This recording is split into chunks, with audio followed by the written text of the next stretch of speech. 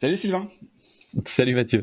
Bon Sylvain, en ce moment on ne parle que de TikTok. TikTok par-ci, TikTok par-là. Tout le monde dit que la vidéo, c'est TikTok maintenant et que l'avenir de la vidéo passe forcément par TikTok.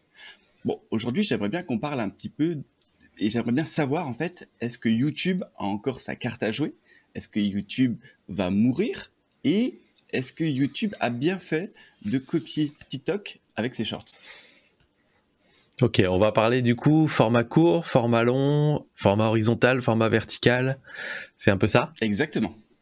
Ok, ça tombe bien parce que j'ai pas mal de chiffres là-dessus, j'ai pas mal de data sur un petit peu TikTok et beaucoup les YouTube Shorts. Mm.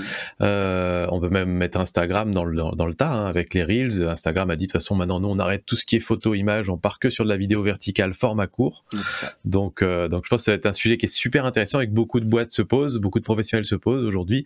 Est-ce que si on veut faire de la vidéo, on a encore intérêt à faire des vidéos longues de 10-15 minutes en format horizontal ou est-ce qu'il y en a plus que pour les formats courts, quoi. Donc je voudrais bien savoir toi quel est ton avis sur la question quand tu as des clients. J'imagine il y a 1 an ou 2, tu leur disais faites des vidéos de 10-15 minutes où vous approfondissez un sujet. Est-ce qu'aujourd'hui tu as des clients qui te demandent de les accompagner que sur des formats short, des formats courts? Est-ce qu'il faut mixer un peu les deux? T'en penses quoi toi? Alors, j'avoue que j'ai pas encore un avis très tranché. Je sais, il faut avoir des avis tranchés, mais moi aujourd'hui j'en ai pas sur le format court. À la base, moi je viens du format court sur LinkedIn. Donc il y a quelques années, je suis arrivé avec des formats courts parce que pour moi sur un réseau comme LinkedIn, il y avait que le format court qui fonctionnait. Quand j'ai vu l'arrivée de TikTok, un petit peu comme tout le monde, je me suis dit c'est un truc de gamin, ça va pas marcher et j'ai pas envie de danser devant une audience, ça m'intéresse pas alors que j'aime le format court.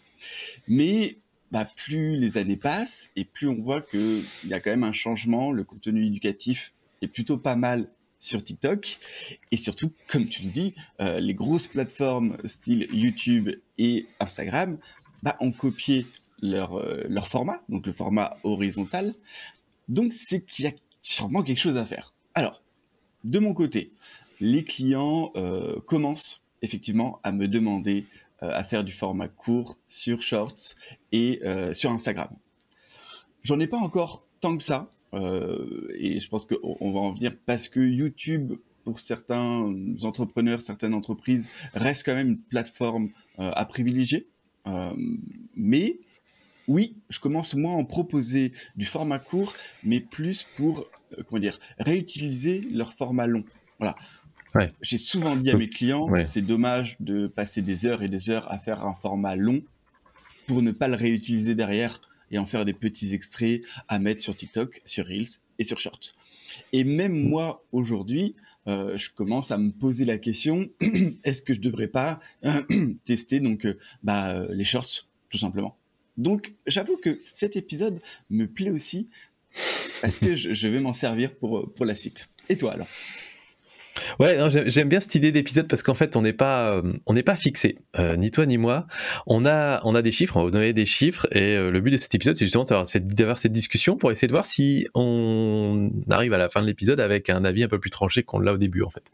Donc, on va avancer avec vous, en fait. On va vous montrer un peu notre démarche et tout ça. Ouais, j'aime bien ce que tu dis quand tu dis que on est encore sur des a priori par rapport à TikTok sur ouais, mais c'est des formats de gamins, etc.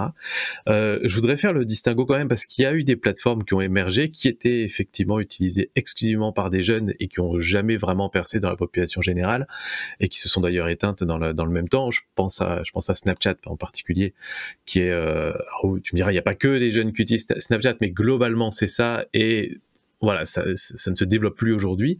Donc voilà, c'est logique qu'on se pose cette question-là.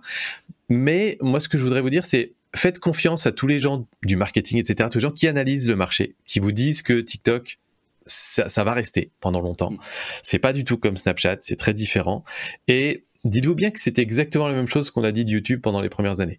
De YouTube, on disait c'est des gamins dans leur chambre qui font des blagues et des choses comme ça. Et aujourd'hui, tous les pros, tous les professionnels, toutes les entreprises veulent aller sur YouTube et elles se disent si seulement on avait commencé il y a 5 ans en vous disant mais il y a 5 ans ou 10 ans vous vous disiez que c'était un truc de gamin. Et aujourd'hui, on se dit la même chose de TikTok. Et nous, on voit, parce qu'on plonge dedans, on vit dedans, que tous les formats courts, même YouTube Shorts, TikTok, Reels, c'est de plus en plus utilisé par des pros. C'est évidemment utilisé par des jeunes aussi, mais c'est utilisé par les pros. Donc ça, c'est déjà un premier truc. c'est que ces choses-là, c'est sérieux. Est-ce que il faut faire, on peut peut-être éluder cette question tout de suite. Est-ce qu'il faut se mettre à fond sur TikTok ou à fond sur YouTube Shorts ou à fond sur les Reels, ou est-ce que finalement c'est un peu la même chose les trois? Alors, encore une fois, comme quoi j'ai pas un avis clair dessus. J'étais le premier à dire il y a quelque temps que chaque réseau a son format et il faut créer du contenu différent pour chaque réseau. Et je commence à le penser parce que je commence à le voir. Certains créateurs de contenu font exactement le même contenu sur TikTok, sur YouTube Short et sur Reels. Parce que je pense, alors ça c'est mon avis, je pense que TikTok a révolutionné le format court et la vidéo et qu'au final, tout le monde commence à apprécier ce format. Il y en a même qui arrivent sur LinkedIn et je pense que d'ici 1 ou 2 ans, on aura de plus en plus de contenu TikTok sur LinkedIn. Donc, je pense, il faut le tester. Je vais tester. Hein. Moi, je pense que je vais tester là prochainement. Je vais tester de faire le même contenu sur TikTok, sur LinkedIn et sur YouTube Shorts. Et je pense qu'on va un petit peu en parler dans cet épisode. Il y a un gros acteur du marketing et un gros acteur de YouTube qui a fait ses propres tests ce mois-ci. Et pour l'instant, aux premières vues, le même contenu sur TikTok et sur Shorts, et ben c'est les Shorts qui gagnent en termes de vues, mais on va en parler un petit peu plus après. Toi, est-ce que, je sais que tu commences à poster des Shorts, est-ce que tu penses que tu vas les mettre sur TikTok ? Ah bah oui, bien sûr. Enfin, je les mets déjà sur TikTok d'ailleurs aussi. Et c'est ce que je vois surtout avec les clients que j'accompagne. J'ai des clients qui ont des audiences beaucoup plus grandes que les miennes. Et donc c'est plus pertinent en termes de stats d'étudier leurs stats à eux. Et alors déjà, effectivement, en termes de portée, quand on a une audience qui est déjà construite, c'est assez similaire entre TikTok et Shorts. C'est-à-dire que Shorts n'a pas du tout à rougir. Donc quand on dit Shorts, c'est YouTube Shorts. On n'a pas du tout à rougir en termes de nombre de vues, de performance, etc. C'est juste que les vues se développent pas de la même manière. Sur TikTok, ça va être explosif pendant 24 heures. Et après, en général, il se passe presque plus rien. Là où sur Shorts, parfois, il peut se passer 24 ou 48 heures avant qu'il y ait rien, pendant lequel il se passe rien. Et ensuite, ça va être une courbe de progression tranquillement, qui va faire que pendant 10 jours, 20 jours, 30 jours, 6 mois, il va y avoir des vues, des vues et des vues qui vont s'accumuler. Donc en fait, la courbe TikTok, elle fait boum, et puis la courbe Short, elle monte tout doucement, sauf qu'au final, après quelques mois, la courbe de YouTube Short, elle a dépassé celle de TikTok, sur les vidéos qui cartonnent. Et après, sur les types de contenus, je suis d'accord avec toi, depuis longtemps, on a toujours prôné une plateforme, un contenu, ne prenez pas vos vidéos YouTube pour les reposter sur Facebook, ça marche pas, etc. Là, effectivement, on constate l'inverse, c'est qu'ils ont tellement copié exactement TikTok, avec les YouTube Shorts ou avec les Instagram Reels, que ce sont les mêmes contenus qui marchent, globalement. Il y a évidemment des petites différences, mais globalement, un contenu qui marche très bien sur une plateforme a de très bonnes chances de bien marcher sur les autres. Et donc, quelque part, il faut prendre ça comme un avantage et se dire, on crée une seule vidéo et on peut l'utiliser sur 3 plateformes. Donc ça, c'est plutôt cool. Donc ça c'est une chose. Ensuite, maintenant on va parler peut-être un peu de format court versus format long. Parce que évidemment les formats courts ont des avantages, c'est beaucoup plus facile à créer. Mais les formats longs, est-ce qu'il n'y a pas finalement plus d'engagement ? Est-ce que ça crée pas une relation plus approfondie avec son audience ? Est-ce que vraiment il faut totalement oublier les formats longs et faire plus que des shorts ? Ou est-ce qu'il n'y a pas un peu un entre-deux ou un mix à faire ?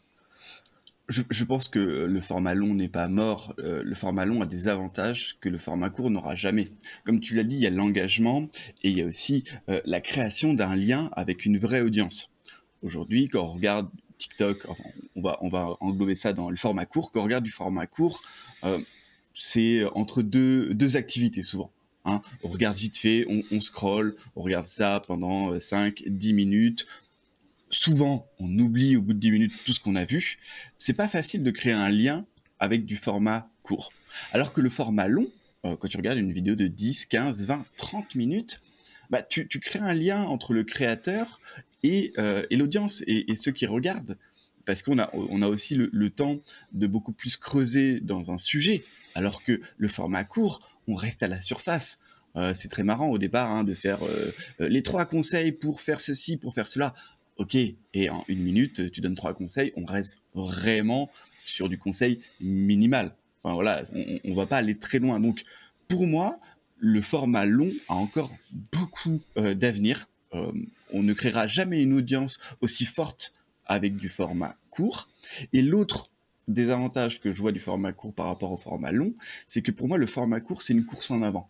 On ne fait que créer du contenu presque tous les jours. Hein. Aujourd'hui, si on veut avoir des résultats, que ce soit sur TikTok, sur Reels ou sur YouTube Short, il faut créer du contenu. Et même si, tu l'as dit, c'est facile de créer du contenu court, ça prend pas longtemps, bah, je suis pas sûr parce qu'aujourd'hui, le format court, même le format court devient de plus en plus qualitatif, devient de plus en plus il se professionnalise. Il se professionnalise, ouais. Parce que certains standards ont augmenté. Au départ, c'était, comme tu dis, TikTok, c'était des jeunes qui se prenaient mode selfie, hop, je raconte 2-3 conneries et je fais des millions de vues. La concurrence devient de plus en plus dure, donc les vidéos sont de plus en plus montées. Donc finalement, ça prend du temps. Alors soit on fait en mode, je prends une demi-journée pour faire 7 vidéos courtes, soit je fais tous les jours, mais ça prend du temps et il suffit de s'arrêter pendant 2 semaines et tu peux vite te faire oublier. Alors que le format long, une vidéo YouTube, une bonne vidéo YouTube, bah, ça peut durer des mois, voire des années. Donc tu fais le travail une fois, ok, ça peut prendre 15 heures, 20 heures pour faire une bonne vidéo, mais ça peut te rapporter gros sur plusieurs années. Et malheureusement, le format court, pour moi, voilà, c'est vraiment, on ne fait que courir après ce format. Ouais, je voudrais te présenter un truc que j'ai dans ma tête là, une espèce de hiérarchie des contenus, des types de contenus, sur ce qui crée de la relation avec une audience. Parce que quelque part, c'est pour ça qu'on est là, et ça c'est une différence qu'on va avoir entre des influenceurs, on va dire, et des pros. C'est que les pros, normalement, s'en foutent à peu près de savoir qu'ils vont faire des millions de vues. Ce qui compte, c'est d'avoir les bonnes vues et d'avoir des personnes qui vont ensuite avoir envie de bosser avec eux.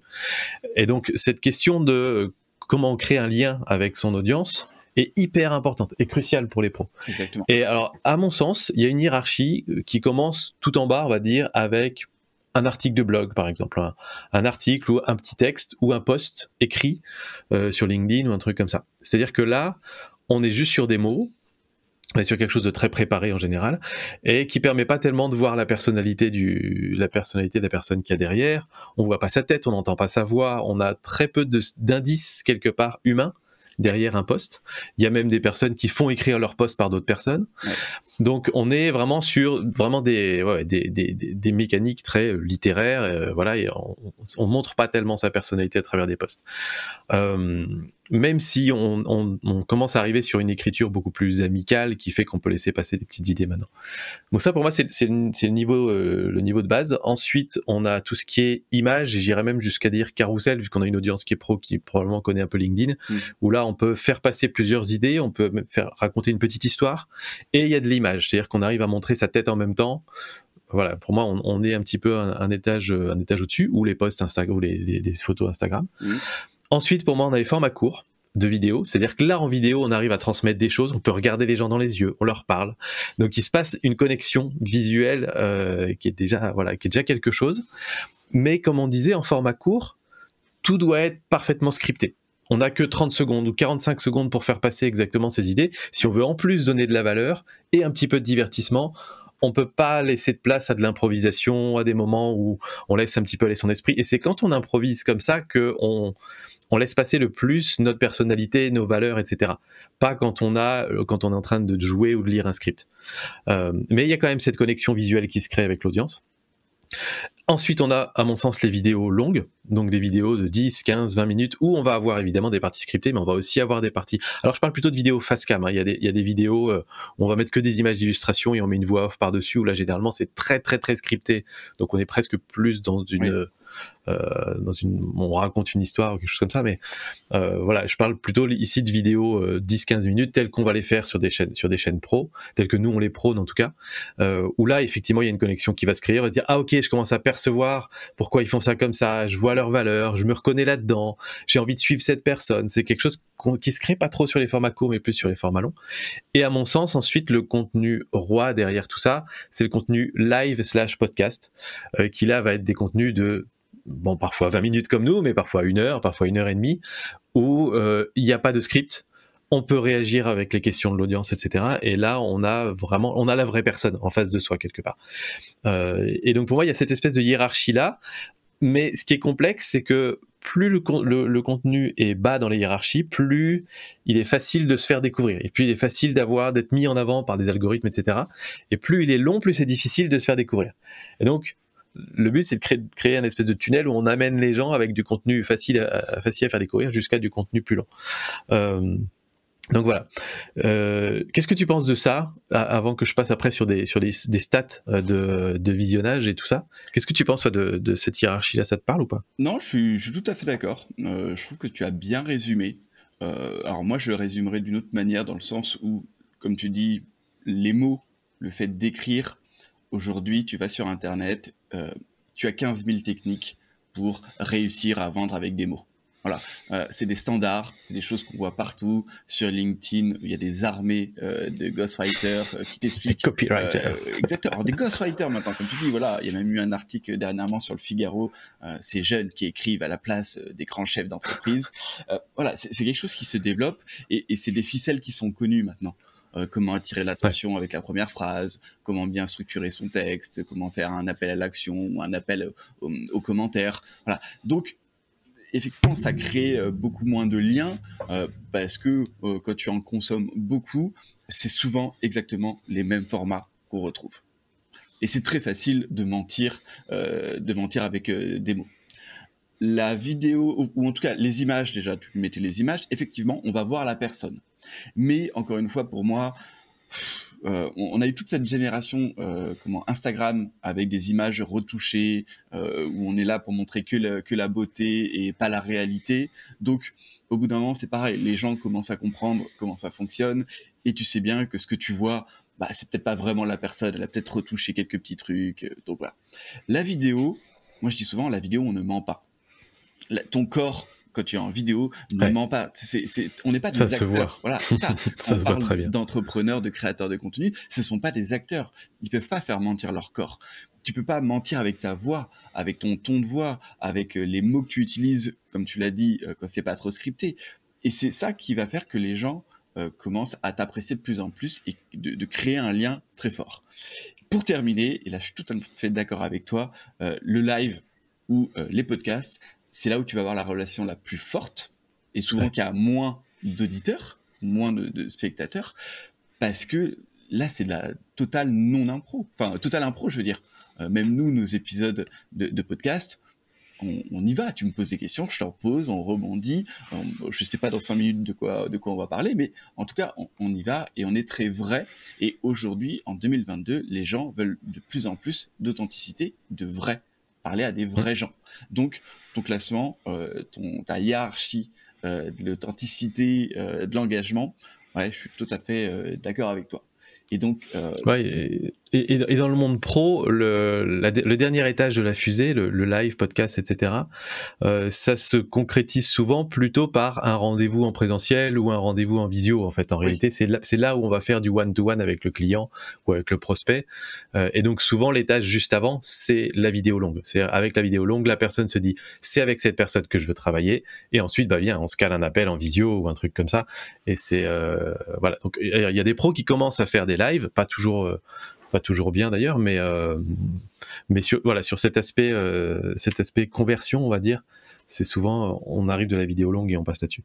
Tu avais des stats à nous donner un petit peu. Ouais, les stats, on y va? Vas-y, moi, je suis intéressé, parce que, encore une fois, Sylvain ne m'a rien dit juste avant. Il a ses stats, et je suis comme vous là, j'attends. J'ai même préparé tout ça pour faire une vidéo sur ma chaîne du coin des youtubeurs, pour partager ça avec tous mes youtubeurs, et j'ai pas encore fait la vidéo, donc vous l'avez en exclu avant, normalement. Alors, ça dépend quand est-ce qu'on postera le podcast, mais voilà, ça sera dans les mêmes temps.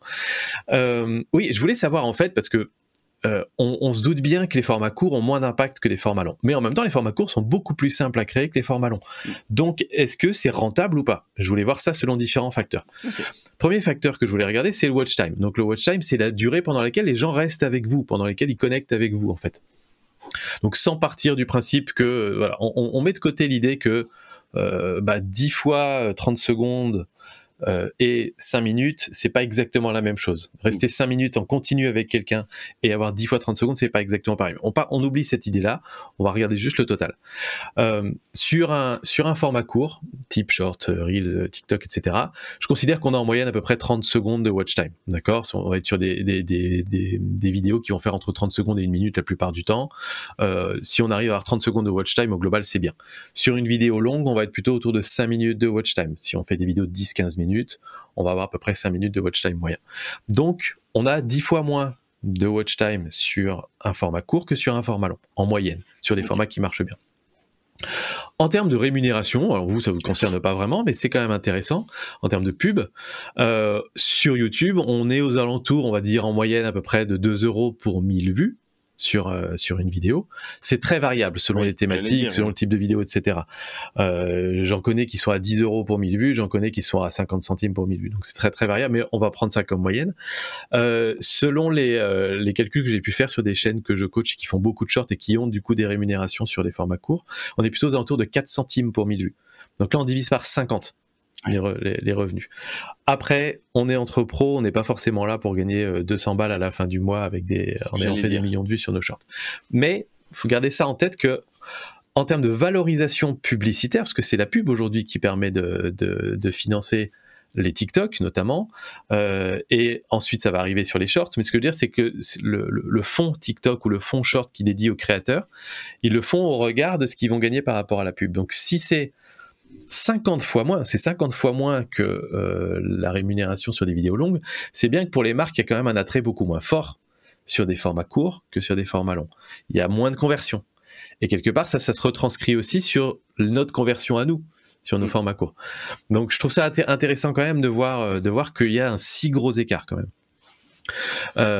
J'aurais cru au départ que ce serait divisé par 10 en toute logique, en disant il y a moins de watch time, mais ça a la même valeur. Non, il y a 10 fois moins de watch time, il y a 50 fois moins de valeur, donc probablement qu'il y a un ratio de 4-5, on va dire, en termes de en termes de nombre d'abonnés sur Short en particulier, on est aux alentours de 1,5 abonnés pour 1000 vues sur des shorts, là où pour des vidéos standards, on va plutôt être aux alentours de 10-15 abonnés pour 1000 vues. Donc là aussi, on est plutôt divisé par 10 en termes de nombre d'abonnements. Donc là aussi, on est sur cette fameuse idée de, quand on regarde une vidéo longue, quand on a pris 5-6 minutes à regarder quelqu'un, on a plus compris ce que cette personne nous apportait, on a plus envie de la suivre par la suite, là où sur des contenus courts, on est plus sur du snack content, on est plus là pour se divertir, prendre, mais on n'est pas forcément en train de chercher des nouvelles personnes à suivre, etc. Donc ça convertit quand même beaucoup moins. Sur les partenariats avec des marques, etc., je sais aussi que c'est beaucoup plus difficile aujourd'hui. Il y a beaucoup de marques qui sont allées sur TikTok pour essayer de faire de l'influence au début, mais ils en reviennent parce que ça convertit très mal des clients. C'est-à-dire que sur ces formats courts, où on est là pour scroller et zapper, c'est très difficile d'amener les gens à cliquer sur un lien. C'est très difficile d'amener les gens à se dire « Ok, je sors de ma session de divertissement pour aller visiter le site web d'une marque ou quelque chose comme ça ». Beaucoup plus difficile que sur des formats longs, on a l'habitude d'aller dans la description, on a l'habitude de cliquer sur un lien à la fin. Donc voilà, en termes de conversion, tout ça c'est plus difficile. Mais gardons en tête que je considère qu'écrire et sortir une vidéo short, c'est à peu près 10 fois moins de boulot qu'une vidéo YouTube. Oui. On va dire à peu près 1 heure de travail pour un short, 10 heures de travail pour une vidéo YouTube, en moyenne. Oui, à peu près. On a aussi 3 plateformes pour le prix d'une. C'est-à-dire que si vous faites des contenus courts, en vidéo, vous pouvez les mettre sur TikTok et ça se suffit à lui-même. Vous n'avez pas besoin de faire autre chose sur TikTok que faire ça. Vous pouvez les mettre sur Reels, sur Instagram, et aujourd'hui sur Instagram, vous n'avez pas besoin de faire de posts, de sondages ou des stories, même si vous voulez pas. Vous pouvez mettre que des Reels et avoir un compte Instagram qui se développe, et vous pouvez les mettre sur YouTube Short. Donc quelque part, 3 plateformes pour le prix d'une, c'est quand même intéressant en termes de présence internet. Et surtout, c'est une barrière à l'entrée qui est beaucoup plus basse. À la fois techniquement, c'est-à-dire que si vous avez jamais fait de vidéo, faire des contenus courts, c'est beaucoup plus facile. Tout se fait à partir du téléphone. On fait un plan, on arrête, on fait le plan suivant, ça se met ensemble, on choisit une petite musique.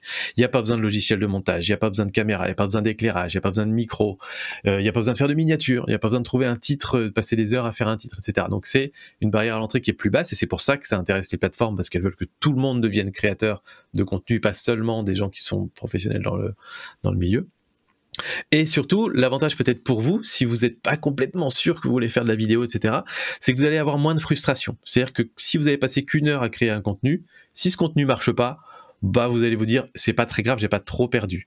Alors que quand on démarre la vidéo YouTube et si on n'est pas bien accompagné, par exemple par nous, mais si vous savez pas où vous allez, si vous passez 10 heures, 20 heures à créer un contenu et qu'à la fin ce contenu marche pas, il peut y avoir une grosse frustration et notamment beaucoup de personnes qui vont faire 2-3 vidéos et s'arrêter en disant ça marche pas, c'est pas pour moi, j'y arrive pas. Et c'est là où nous, des fois, on doit venir récupérer un peu et dire allez, on vous remotive, on peut vous montrer que ça marche. Donc si vous êtes dans cette phase-là de vous dire je suis pas sûr d'être pertinent en vidéo, voilà, j'ai pas envie de passer des heures et des heures là-dessus, ça peut être intéressant pour vous de tester des formats courts pour vous lancer tranquillement avant de passer à des formats longs. Mais aujourd'hui, la tendance, même quand on regarde les TikTokers, les gens qui ont des gros comptes sur TikTok, le cheminement naturel pour eux, et on revient sur ce qu'on disait au départ, c'est j'ai réussi sur des formats courts, maintenant il faut que je convertisse sur des formats longs. Donc ils vont sur YouTube, ils se mettent à créer des vidéos plus longues et ils essaient de convertir leur audience C'est ce que j'allais pour dire. créer cet attachement sur le long terme. Toi, tu as été contacté par des TikTokers pour les accompagner sur YouTube.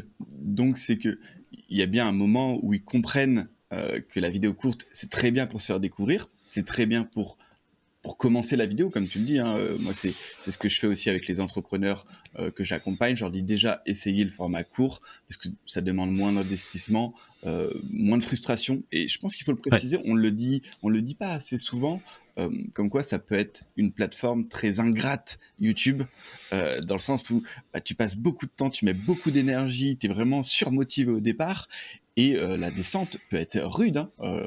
C'est assez affreux de se dire voilà, j'ai passé des heures et des heures à faire un contenu, je pensais qu'il était quali, et là je me retrouve avec 5 vues.